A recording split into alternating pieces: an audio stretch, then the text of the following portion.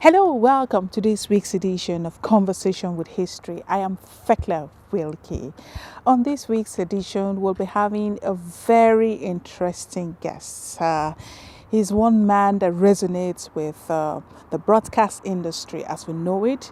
He's also very instrumental to the Nollywood that we'll now come to appreciate and enjoy.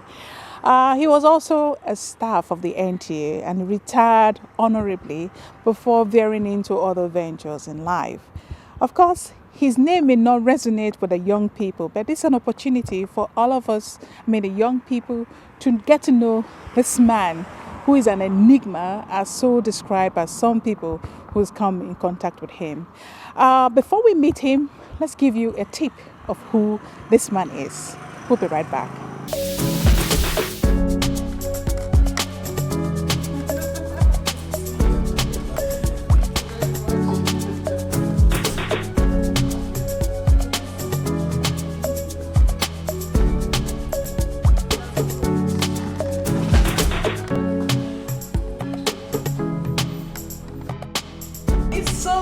To have you on Conversation with History. If there's one person that deserves to be on that seat, it will be you.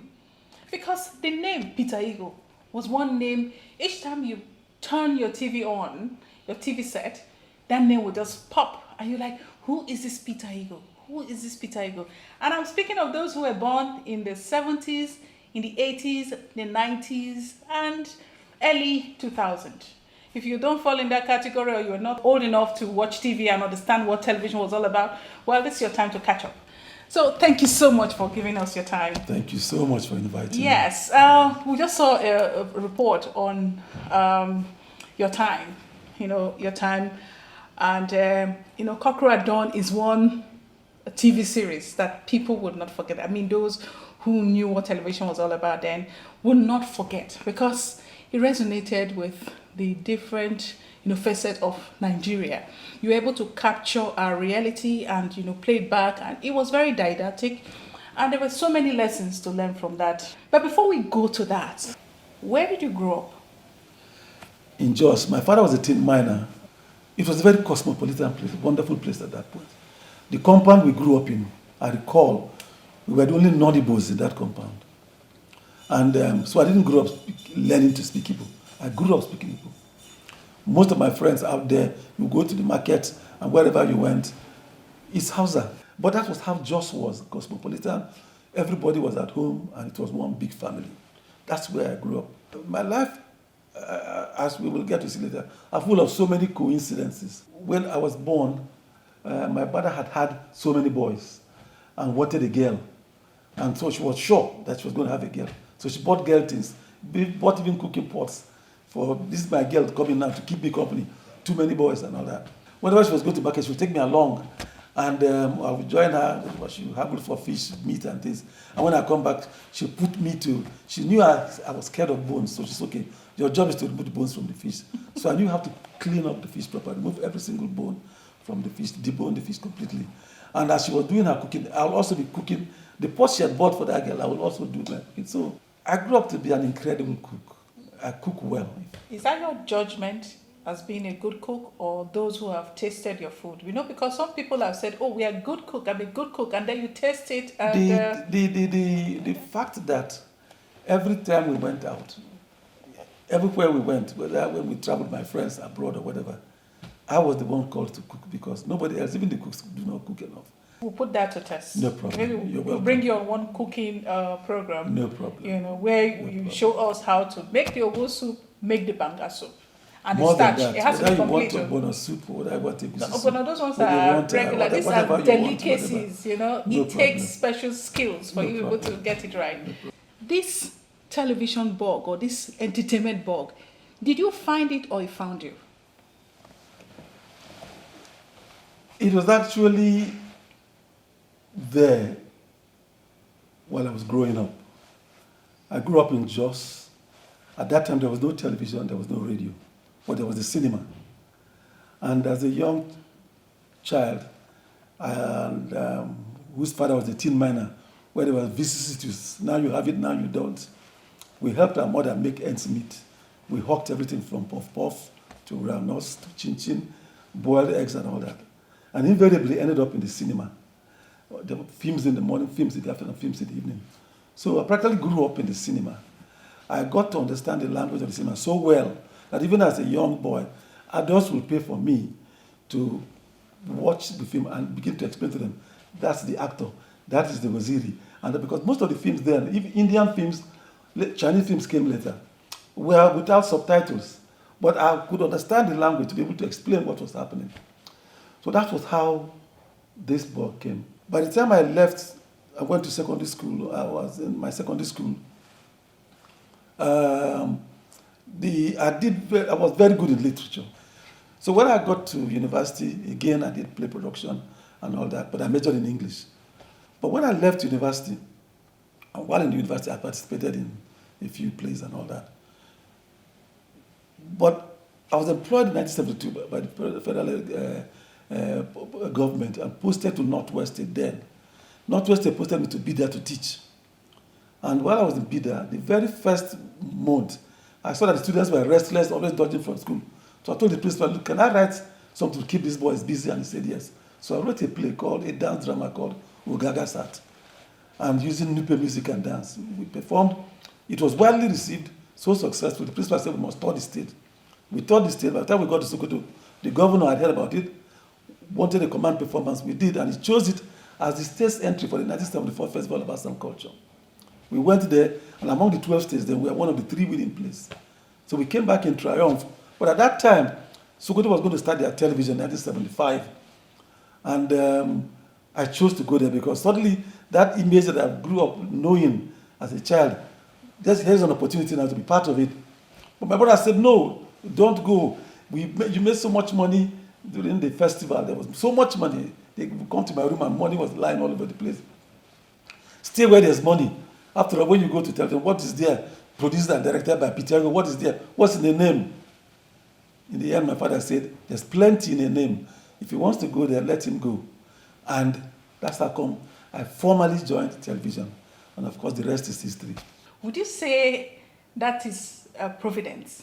Well, yes. Laying the cards in front of you. Yeah, I knew what I wanted to be. And for me, yes, money is important and all that, but there's something magical about putting your thoughts down on paper, then having it translate to a production. You select people to play various parts. You see it being acted. You see it translate to what gives joy to so many. It's like creation, and it gives me that so much joy and satisfaction. And that's what I wanted. Every time I watched a movie, I wondered, how did they do it? How did they make them?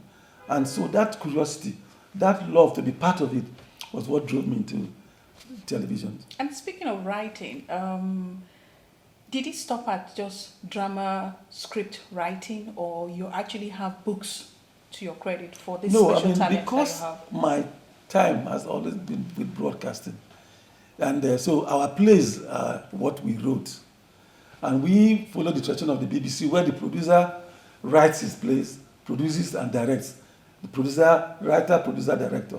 And we followed in that game. So most of the productions I did before Cock Crew, Matter of Conscience, Our Neighbors and all that, were written by me.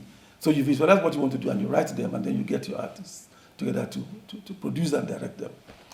So no books, but plays that we've written. At that time also, there was a popular program on television in Kaduna, Radio Kaduna Television. It was a musical program called In the Mood, where you had people mime to popular songs at that time. So myself and 3 others were the Beatles. And we complete with WILKIE and all that. You mimicked the Beatles? We sang the songs of the Beatles, complete and performed on stage as the Beatles and all that. And it was an incredible fun. So good that, even though we were all, it was make-believe, we were stars when we came out of the studio, and you still had people run after us, at that little age. And we had a group called the Heartrenders, we called them. And we performed at all school activities.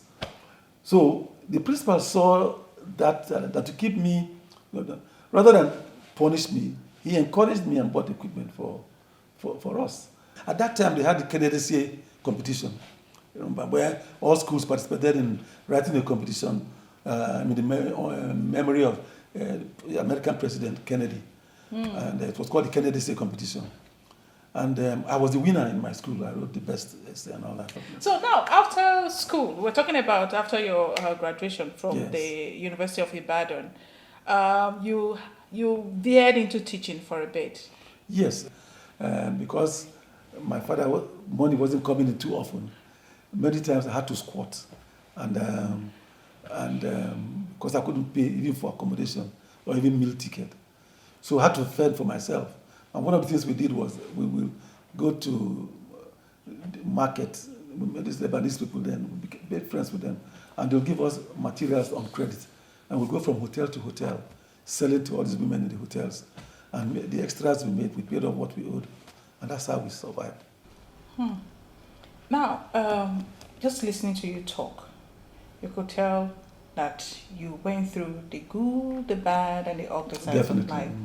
I know it reminds me of this saying that what doesn't kill you make you stronger. Of course. It has obviously impacted on you Of course. because it made you a stronger person, made you more independent and all of that. And so now I want to juxtapose that philosophy, and using you as an example, for young people. Young people today are so cocooned in such a way that they want everything done for them. What will you be telling them, in terms of, hard work pays and, you don't give up on your dream regardless of, the challenges that you might encounter? Many people will say, it's easy for you to say you're a successful person, you are heralded everywhere. But I don't hesitate to tell my story because I know that that may be inspiration to many people because nothing good comes easy. It's very tough out there. And you must know that when you go out there, nobody's going to hand over you and give you easy picks. You must work for everything you get. And it doesn't really matter where you're coming from. Whether very poor background, don't use that as an excuse for failure. In fact, that should be a challenge for you to succeed. And so many things that have happened to me as a child, people thought yes, it doesn't feel pain. I do. But I never want to give anybody the pleasure of seeing that they can hurt me. So I learned that from that age. So many times things hurt me. I'll do my crying in the rain. That's a song. You remember the song? Yes. I do my crying in the rain. Raindrops falling from heaven will never wash away that should be one of your misery. favorites. When you're doing your crying, you just put on that song and then you cry in your rain. Okay, so let's fast forward now to television, because I'm sure a lot of viewers are like, oh, please fast forward. Let's push the button, so that we can get to how it started. How did you connect with television? My formal entry to television was in 1975 as a pioneer member of NTV Sokoto. The first thing that faced when I was employed as the head of drama, I was the only person in drama department, nobody else. I wrote my plays in English at that time and used many of the staff, Matt Daze, and all the rest of them. And they were incredible in terms of their creativity. The moment we told them who they wanted to be and what the story would be in this one, they just went with it. And then you could move from set to set. And we were transmitted live. We didn't have recording facilities. We went on air live. And I can imagine anybody, you people doing that now. I did that for English drama and for Hausa drama. You will get your artist, write your script in English for the English drama, rehearse with your artists and rest of them, and build your sets in this. Unfortunately, it was a former store with very low roof, and you couldn't put proper light, so there were a lot of shadows. You had to creatively find ways to eliminate those shadows and all that. And then you say, okay, this one's out, this one's shop. Just like the dramas that were on television at that time, Village Headmaster, Samanja, Masquerade, they're all studio-based programs. So we also started with studio-based drama. But after a while, necessity became the mother of invention. I just didn't like the idea of being confined to that studio. And because really there was not much space to maneuver with, I started moving out of the studio. Because I grew up in the cinema, I'd seen actions on the streets and the market and all that, I wanted a lot richer. Cinematic experience. Yes, than exactly. In 1975, we were just television was coming. Don't forget that Sokoto was just coming with color television. Just a year before or so, had come up with color television. Just was the first in color broadcast. Before then, it was black and white. The states, Lagos, Ibadan, 1959, when they came first in Africa. Those were the television stations that we knew about. Then, 1977, NTA was born. And all the stations now came under one umbrella. And to showcase that oneness, in 1978, the NTA organized a drama competition among the 12 states. I wrote, produced, and directed the entry from Sokoto called Moment of Truth. We came first. Then everybody took notice. They said, Sokoto is not just Sokoto. There's something going on there. That's when the people began to. Because I recall that after the education and we came first, many people now wanted to know who I was. And some of those who were the judges actually sent for me. They wanted to know how I achieved what I did there. Sokoto, dry season, no rain, and yet one of the biggest, most powerful sequences was done in the rain, where a lady who loses her baby, and she's told she'll never be able to have another child, and she screams. And at that time, I know because we didn't have professional actors, I knew that the girl, the girl playing that part, will not be able to say it convincingly. Most times I watch drama at that time, when people cry, they make people laugh. When you see people cry, they make you laugh. And I wanted people to cry with her. So what I then did was, the moment she screamed, I mixed the sound of scream with the sound of thunder and lightning. And I cut to the outside of the house. And there's a heavy storm, which externalized the pain in her heart. I threw in Bongo's song, what's gonna be is gonna be. What goes up must come down. What's gonna be is gonna be. And nothing you can do about it. At that point, many people broke down. And so when that thing came, they asked me, where did you get the rain from? And what I did was, again, necessity is the mother of invention.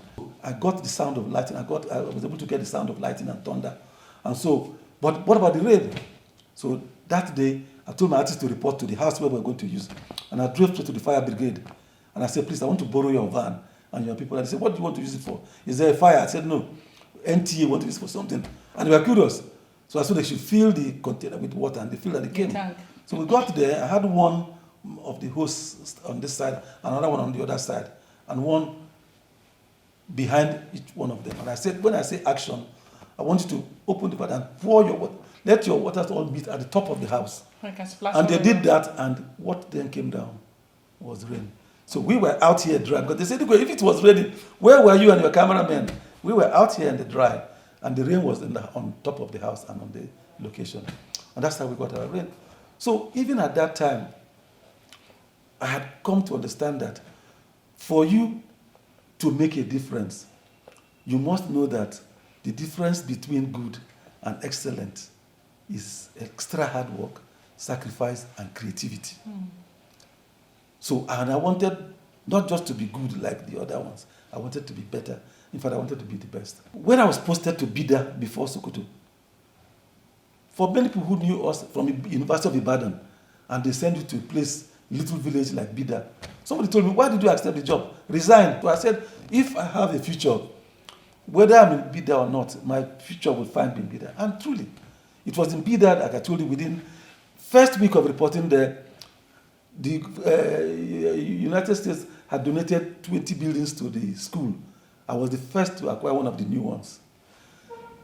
I filled the form for my salary to be paid. I was also filled the form for a car loan.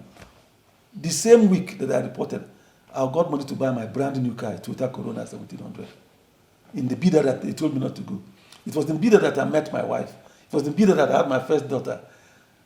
And so many other things that came. It was the Bida that I wrote that play that now catapulted me to the national sequence. Wow. So another lesson. Whatever God has destined for you, no matter what, or no matter where, don't turn down postings. Many times, they post somebody to somewhere and say, God forbid, my child cannot go there. You go and remove your child from that place, not knowing that you're removing your child from the destiny that God had planned for him. So you don't know what's going to happen there. When we did that moment of truth, and we came first, don't forget that the very next year, President then, Obasanjo, came up with his agricultural program called Operation Feed the Nation, OFN. And because I was the producer of the winning entry, I was called to Lagos to now come and help develop a drama series that will help promote agriculture. I was brought down as the producer to produce the first ever drama series on the NTA network, which was Cockerel at Dawn. Cockerel became first of so many things. You know the name Cockerel at Dawn, once you hear it, that title, that drama series, was one that resonates with a lot of people. I mean, people of yesteryears and even people like us, you know, we're caught in the middle. And it was not just that one. We had the Mirror on the Sun. We had several others that 8 o'clock, once it's 8 o'clock, wherever you are, you're running back home because you want to catch up with. And for some reason, you know, people would ask, was it as a result of maybe there was no competition then? Because of course we have competitors all over, you know, like the battlefield is really feisty. Could it be that maybe there was nothing else to compare our own productions with at that time? Was that why it was looking like it was larger than life? Well, so a lot of variables. When I went into years later after programs, and I was moved to marketing, if you remember, my last year I was in marketing. People were shocked when we go for meetings and I would be arguing for more money to be given to programs instead of marketing. And I said, look, why not? I said, no, because I will have nothing to sell if programs do not produce. No content. And if the content they produce is not good enough, nobody will come to advertise. Money follows content, good compulsive viewing content. And once you have compulsive viewing content, whether there are 1,001 other content around, people will come to you. So I want to also ask about your relationship with Bongos. When Cockerel came, and I said, which musician do I use to score the music? And because this movie itself, the series, was to contrast the village with the urban area. Part of it was to showcase the beauty, the peacefulness of the village against the rush and tumble of town. Then I remember that Bongos had done a song called Lagos. The moment I listened to that song, I said, yes, this is my chap. And I went to him and I said, Bongos, I'm doing a series. And he says, what is it about? And I said, you remember your song, Lagos? He said, yes, that's basically it. Cockerel at Dawn, you don't hear the cockerel in the township. It's in the villages that you're waking up by the sound of the cockerel at dawn. And then you see where you see this water splashing down the hill, kind of roll. You can see the sun going down, and the walkers as they go by without a frown. Here the traffic never jams. Don't cost much to buy some yams, and the neighbors say hello, and will strive to pull you up from down below. You can even hear the sound of the cockerel at dawn. 7 years of the AMPCA. This is the first time that father and son are winning in the same night. Will he ever make it? Will he ever hear the sound of the cockerel at dawn?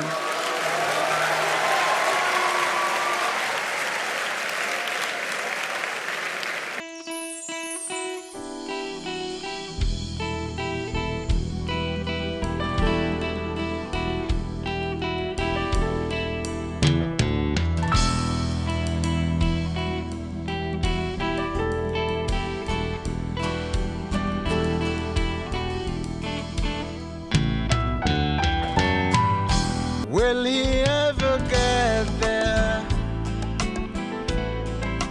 Will he ever make it? Will he ever hear the sound of the cockerel at dawn?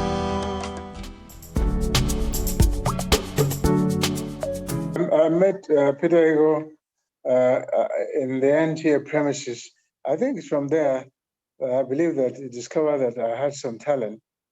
And of course, I watched his programs, and I knew I had some incredible production capabilities. I was sitting in my house one day, and I had a knock, and it was Peter Igho who came through the door and said he thinks he has an interesting project for me. I said, what was it? And he went through and told me that you need a theme song for an NTA program that was going to be coming up at that time. I believe it is his ability to commit to anything he does. So commitment, I believe, is what must have distinguished him from the other producers. There was a day where I saw some old DVDs, some DVDs of Kokora Dawn.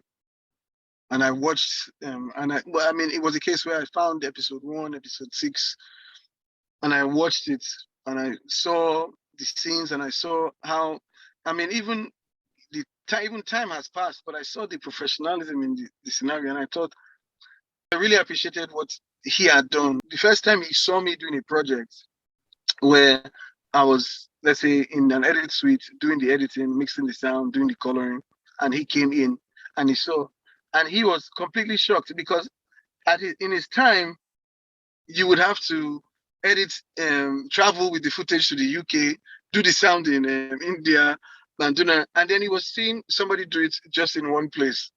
And he was surprised about how far technology had come and what we were doing today. So we had a long conversation that day, and he encouraged me to keep up.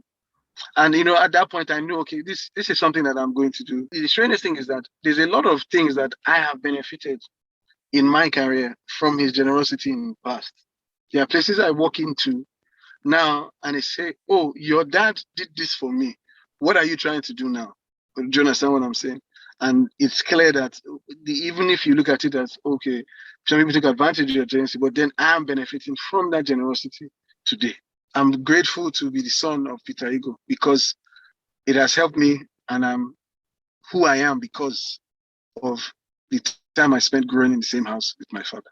If you are in the creative space, if you are a creative who grew up in the 80s, who came into being in the 80s, Peter Igho was like the mark of the genius that you wanted to be like. If you ever want to be on television, then it was Peter Igho that you aspired to be like.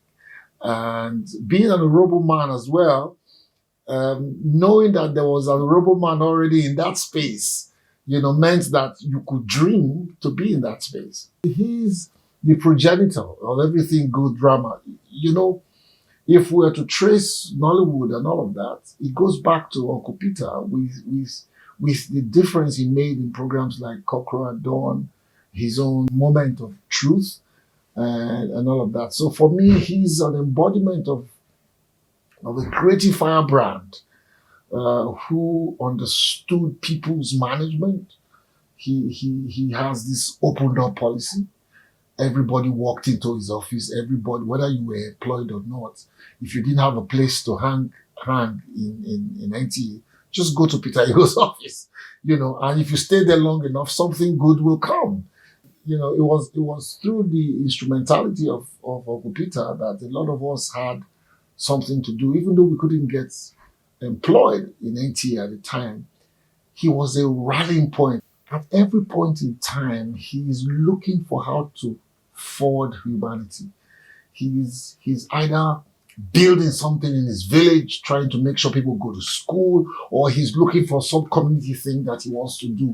He's so invested in people's welfare and in people's well-being that, I don't even think the man has time to sometimes think for his own welfare. I had a young cousin who was looking for a job, and when the matter came up and I told him, he just like that. I'm almost getting emotional, but he's just a good man. He's just one of those men that you wish you had a lot more of them around, and also If Nigeria would recognize the people like that, if he was in a different place, they will hold him down and make sure he works till he's 80 before they will probably let him go. Peter has a habit of giving. It's as if giving gives him a special feeling of happiness. In fact, when he gives, sometimes it's happier than the person he gives to. And he's also very patient, very unflappable. It's difficult to make Peter angry. He's also quick to, he knows how to dispense calm. Even in situations where you are wont to be despondent, unhappy, Peter would always see the bright light. We were undergraduates together. I was at the University of Ife doing philosophy. Peter Igho was at the University of Ibadan studying English. And because we are all from Delta State, we were meeting regularly. 71, 72, that's a long time, up to 50. So that's how long I've been with Peter Igho. So I know him well enough to comment on him confidently. Peter Igho is a very intelligent person. Let me say that. That's number one characteristics of Peter Igho. He's a greatly intelligent person. And I don't know what his IQ is, but it's very sharp. And every conversation I have with Peter Igho is like an intellectual exercise. You always learn something from Peter Igho, and I continue to learn from him. Like I said, he did a lot of things, and so he was known all over the country. What more? You find it difficult to offend Peter Igho. He doesn't get annoyed. You see, many of us will rake and get annoyed and so forth, but if you're looking for quarrel, you go to Peter Igho, you've missed your way. Peter Igho will quarrel with you. So he's such a great man. And we like him. We love him. He gives. He gives. Even when he had little, the little that he has, he splits it off. All right? So that generosity is far ahead of all of us. So generous. We want to, copy him, but it's difficult. His friendship, circle of friendship keep expanding. Even in old age, today, Peter Igho has retired. But everywhere you go, you still hear Peter Igho, Peter Igho, Peter Igho. And he's mixing with everybody. And he's generous, he's kind to all of them. He's a great family man. These are all aspects of his kindness. All right? So that you talk about Peter Igho's family, is an enlarged family of friends. All of us gain from him.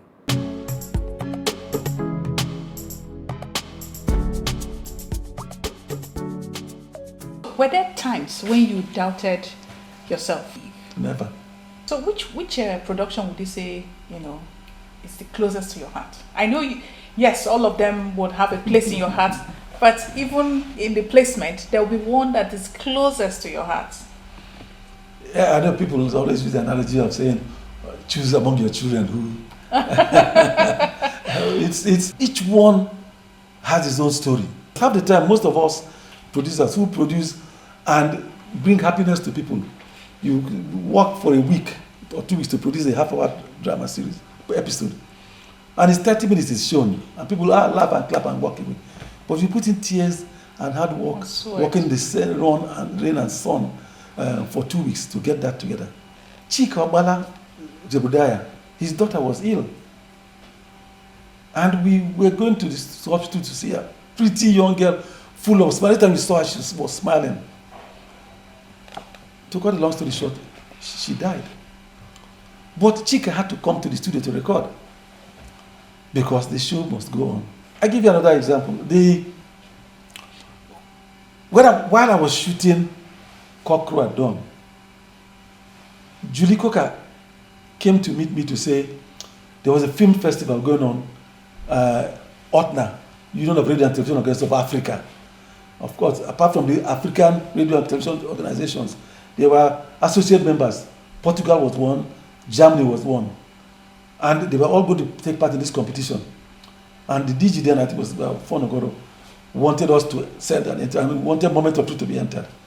They searched all the libraries of Moment of Truth. They couldn't find a copy. They couldn't find a copy to take for that festival. So Julikuka flew to me in Jos, where we were shooting Kokradon, to say, please, I want you to shoot another episode. And I said, how do I shoot another episode while I'm also doing this program? I said, Peter, I know. The DJ has said, I must do it, must be done.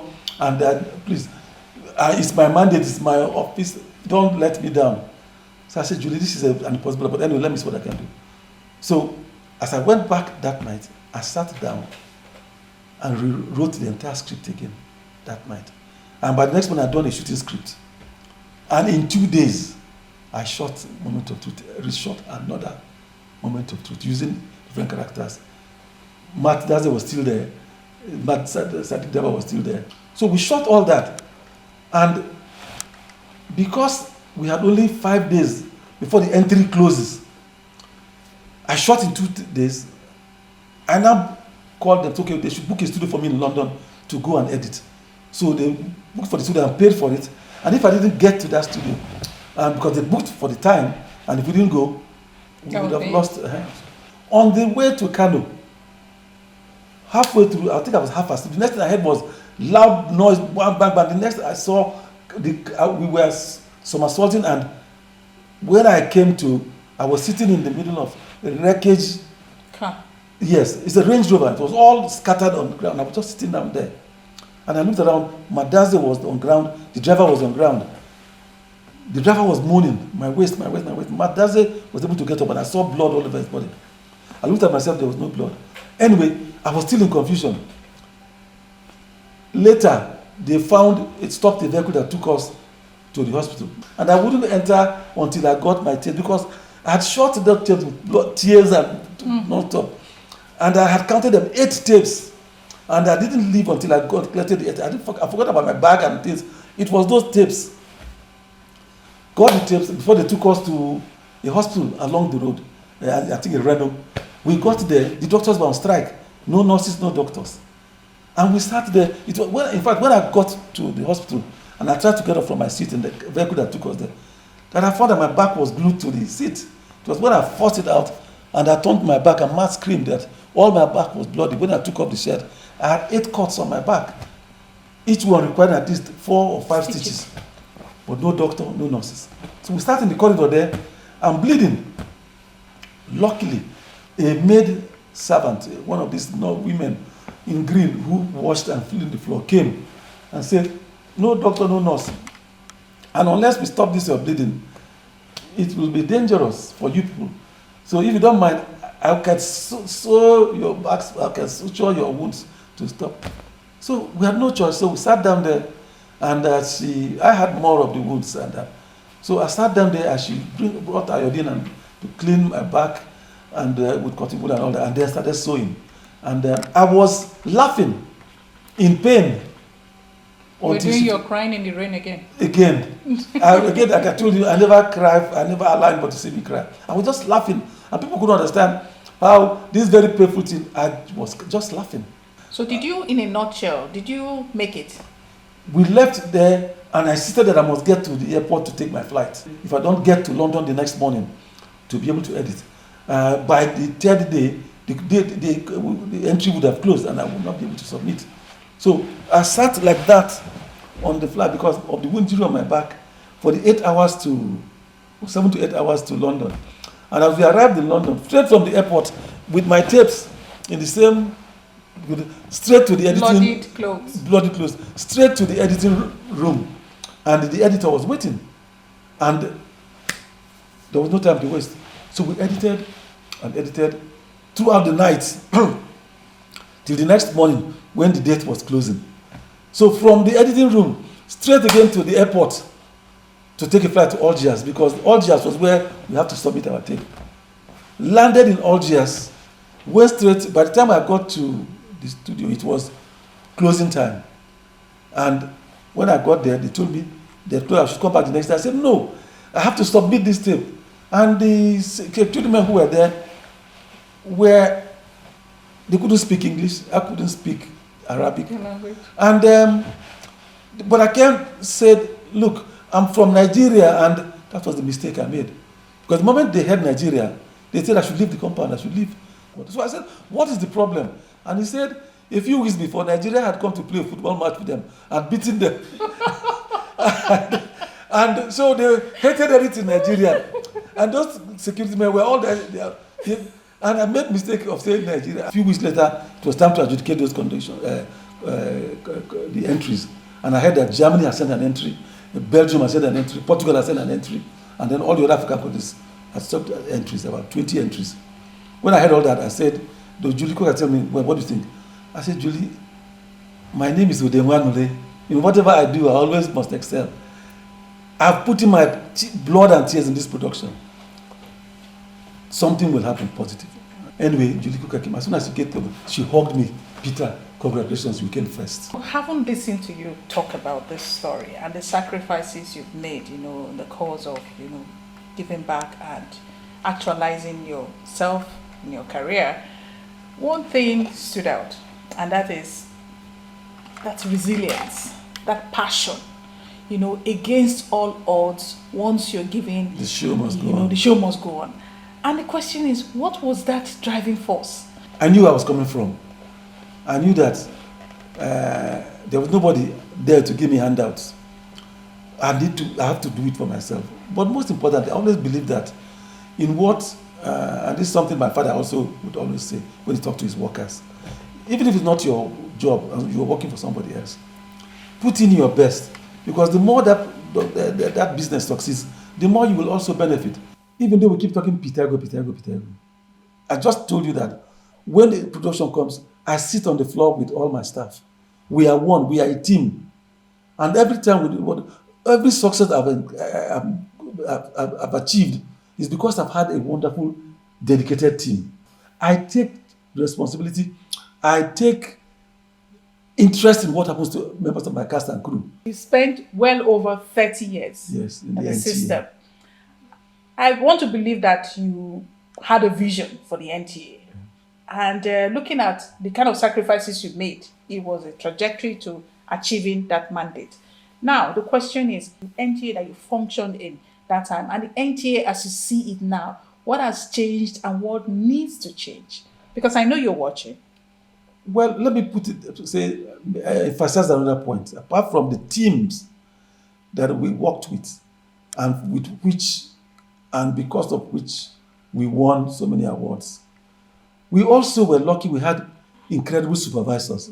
From Bill to Demaugi, to Kere Ahmed, to Shegu Lushola, to Idi Jibrin, to Michika. All those who were my bosses at that time.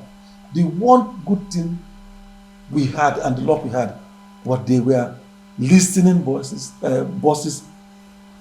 who were not jealous of whatever success their subordinates make, but would push you and support you to achieve those successes. You understand? If we didn't have those supports, and who also knew that we are human, there are many times we did things that were wrong, and rather than give you a query, we'll sit you down and reprimand you, and you move on. So when you were leaving the NTA, did you experience? Did you feel any kind of this feeling of uncertainty? Withdrawal syndrome and all of that. Did you experience all of that? Yeah, I'll show you.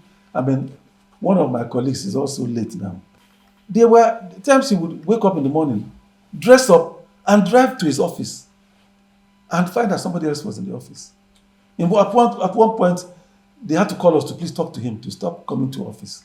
But he had nothing else to do all his life.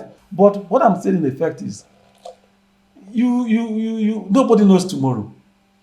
Today is all you have. Nollywood as we know it today, if you trace it back to how it emerged and all of that, there's no how we won't be mentioning Peter Igho as one of those who facilitated and helped the young ones, at that time, who are now great men of today, prosper. I've gotten about 3 Lifetime Achievement Awards from Nollywood for our contributions to the development of what transformed into Nollywood. But it doesn't really stop there because I am like the road runner. I can't sit one place a long time. And all my friends know me for that. I'm restless. I am not happy unless I'm doing something. And well, fortunately, after my when I left the NTA, and I was still wondering how to set up my own production place, I was appointed as the Director General of the Lottery Commission, and I was there for 4 years. And that took my time. But fortunately, again, what I was able to achieve there, I mean, when I went in there, it was barely 11 staff, budget of 100,000 naira a month, 1.3 a year. Until when I left after 4 years, I had raised 3.5 billion for government. I had employed over 1,500 graduates, put 16 offices across the country, and made lottery a household name, just like I did for NTA. So, and that's my principle. Wherever I go, I want to make a difference. You know, earlier on I asked you this question about what your favorite production was. So, you have not really answered that question. So I will just put it to you again. If you say which one has been the biggest one that I have been, most Nigerians have marked me with, is Cock Crow at Dawn. Okay, so we'll take that one as it's as the most remarkable. It has been the most talked about series again because it really was unique. And so speaking of the creativity that, of course, God has endowed you with, and Providence has also given you platforms to express it. The question that a lot of people will be asking is, do you have proteges? Do you have people who you have trained and impacted on such that, they are carrying on the baton? So many. At one point, when I was shooting Cock Crow at Dawn, we were by the roadside walking when a bus carrying students from Benin, I remember, where they had come for visit and all that. So they saw the NTA bus and saw the cast and crew. Of course, they stopped the driver and they all rushed out. Some rushed to Uncle Gaga, some rushed to Bello, some rushed to Zemai, some rushed to Beatrice, and rushed to the other actors. And I sat down all alone. Nobody came to me. And after a while, one of the young girls who had chatted with Ene or one of the other actors now started coming to me and said, thank God, I've been recognized. Then the girl came to me and said, are you Peter Igho? I said, yes. He said, are you not jealous that when you come, nobody knows you, that it is your actors that they know? I said, on the contrary, it makes me very happy to see that what was an idea in my head, I put it down, and people who have acted them have taken up that personality and are loved by the people. It gives me great pleasure. So not whether they like me or not is not the issue. It's that my creations are loved by the people. So for many of the productions I've done, there are many people who have become major actors, major producers, directors, and actors have made waves. And every time they speak and they acknowledge that I had a hand in what they've done, it gives me a great deal of pleasure. So there are many of them out there for those who have become, from the Lola Fani Kayode, who did Mirror on the Sun, to Amaka Igwe, Olu Jacobs, Peter Doche. When I read Things Fall Apart in secondary school, the moment I finished reading, I went to him, was my senior in school, the same school. I went to meet him and said, look, I've just finished reading Things Fall Apart, and you were Okonkwo. And he laughed. And years later, when we were now shooting Things Fall Apart, he was sleeping when I went and woke him up, and I said, what did I tell you in secondary school? He said, you called me Okonkwo. I said, oh, you are going to be the Okonkwo now. We're now doing Things Fall Apart. That's how we came into Things Fall Apart. Yes, my senior in school, we were close friends, and we're still close friends today. Olu Jacobs, he was in London with his wife, then girlfriend, and he heard I was in town. I was interviewed on the BBC. And so he came to, and I mentioned where I was doing post-production. And they came there to say, I hear you in town, I heard you on BBC. You had so many important things are happening now. So you're doing a drama series, Cock Crow at Dawn and all that. Yes. He said, look, we want to come back home. And please, whenever the opportunity arises and you want to do other projects, let us know. We'd like to come back home. And I said, fine. So when the opportunity came, we were going to do Second Chance. I talked to him, and that was his first major outing here in Nigeria. But most directly now, my own son is making waves in the industry. And we are glad that our crop of many of our children who grew up as direct family have decided to also go into the field. And like every parent, I was overjoyed when he shot one of his movies that he shot, 7, had 7 nominations in the African Magic Awards. So for all of you that I said, I want to say I'm happy I touched. I'm happy because all of you are doing well. Anyone who's not doing well, then they didn't really listen to me or imbibe what I talked about. And so I'm happy about you. You're doing so well. But they said what touches us most should be last served. You touched me most. So that's why I didn't touch last served. That's a smart answer. And thank you for the opportunity. Thank you. And hopefully we'll continue to make you proud. What is that philosophy that guides your actions and your thoughts? Well, put it simply, whatever I try to be happy. I don't carry grudges against anybody. I sleep with my 2 eyes closed.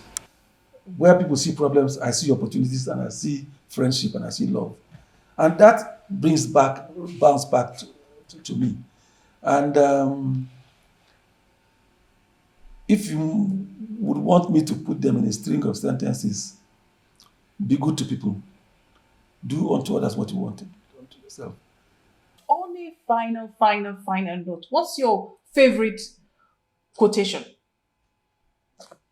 He who rests, rusts. No wonder you're so restless. Success comes only to he who moves. Thank you so much for having this conversation with history. I'm hoping that those who are listening, those who are watching, will pick 1 or 2 things from this conversation with history. I'm THECLA WILKIE. See you next time.